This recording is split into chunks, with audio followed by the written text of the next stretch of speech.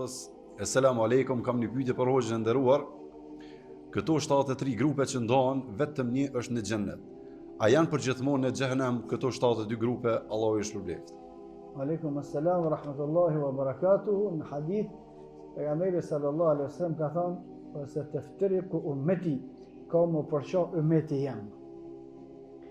Disa komentatorë të këtij hadithi kanë thonë, kur ka thonë pejgamberi sallallahu alaihi wasallam ka më përço ummeti jam, do të thonë se këta janë këtë musliman. Se më paskon që s'janë musliman, si ishin ummet e Muhammedit sallallahu alaihi wasallam. Kulluhum fin nar, kretë kanë me hinë zjarë, përveç njonit. Kanë thonë, kretë kanë më dënu përkohësisht për devimet e tyre, pastaj kanë me dalë për xhehenemit për shkak se kanë qenë musliman. Kurse ata që kanë qëndruar drejt nuk kanë me hinë në xhehenem hiç, s'kanë më dënu hiç, kanë me ecë direkt.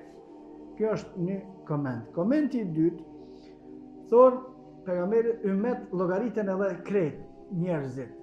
Ummeti Muhammedit sallallahu alaihi wasallam llogaritën edhe ata që nuk janë musliman prej ardhes së Muhammedit sallallahu alaihi wasallam për shkak se të gjithë e kanë pas për detyrë me u përgjigj, po pse që kanë përgjigj, ajo është problemi i tyre.